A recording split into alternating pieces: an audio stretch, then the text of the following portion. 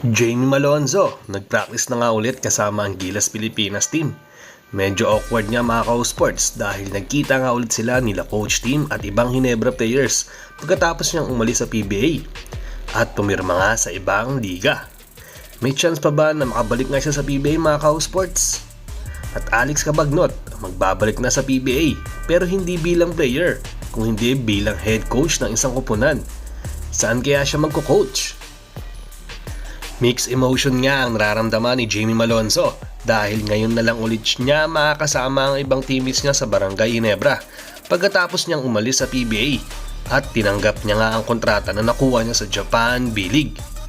Ang kaso lang ay hindi niya nga siya nagtagal dito sa Japan at tinerminate niya agad ang kontrata niya dito.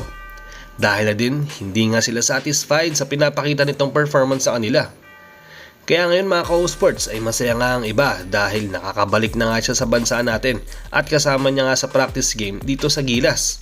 At medyo awkward nga lang dahil nagkita nga ulit sila nila coach team at coach Richard Del Rosario after niyang iwanan ng Barangay Ginebra.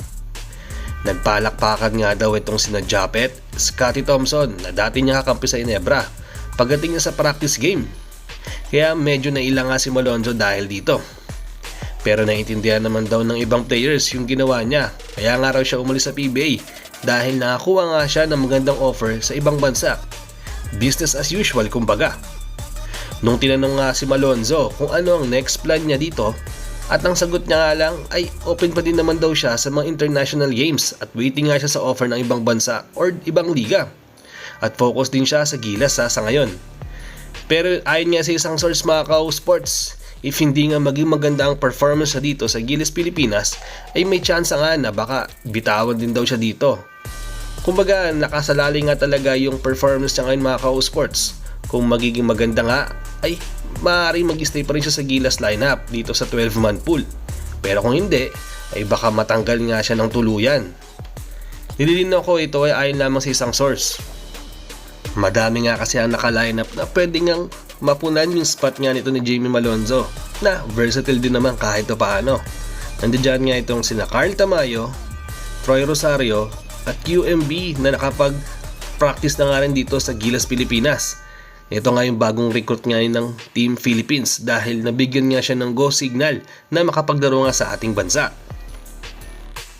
Kaya medyo delikado nga ang spot ngayon dito ni Jamie Malonzo dahil kapag hindi nga talaga maganda ang nilalaro niya, ay maaaring matanggal na nga siya ng tuluyan dito sa lineup dito nga sa Gilas ha.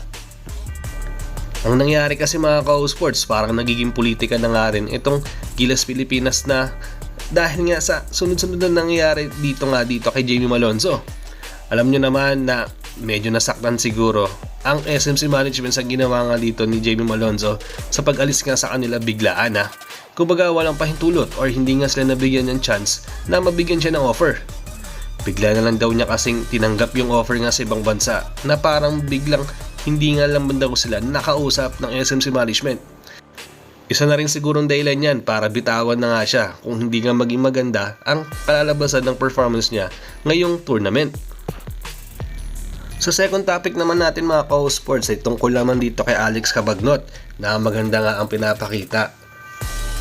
Sa ngayon kasi mga ka-sports, official na nga retired itong si Alex Cabagnot dito nga sa PBA. Pero may bali-balita nga mga ka-sports na magbabalik nga siya sa PBA ha.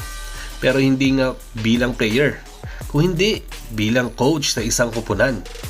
Nakikitaan na kasi siya ng potensyal ng management na maganda ang pinapatakbo niya nung naging assistant coach nga siya dito sa UP Fighting Maroons. Knowing na pure point guard nga ang laruan niya, so mas naiintindihan niya nga talaga ang laro ng basketball dahil nga more on assist at scorer din siya at the same time. Pinatawag nga rin siya the clutch man dahil nga sa magandang nilalaro niya. So, yun nga mga ka-sports. Dahil nga doon, nakitaan nga siya ng potensyal na pwede nga siya mag-head coach dito sa PBA dahil sa ganda nga ng pinapakita niya dito bilang assistant coach dito sa UP dati.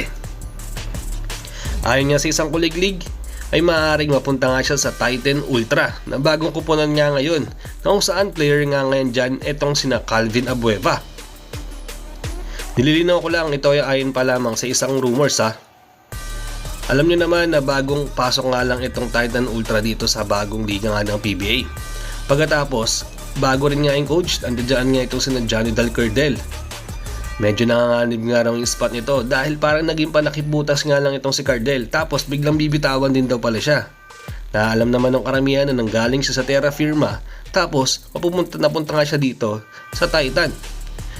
Ang masakit nga lang doon, parang ginamit nga lang siya kasi bibitawan lang siya ng isang conference lang. Tapos papasok naman itong si Alex Cabagnot. May mga nagsasabi pa nga rin na maaaring farm team pa nga din daw itong Titan Ultra. Pero nilinaw ng management na hindi nga raw sila hawak ng kahit anong big companies dito sa PBA. Dahil independent team daw sila. At kaya naman itong si Alex Cabagnot ang pinili nila dahil gusto nga raw nila maging competitive pagdating nga sa PBA.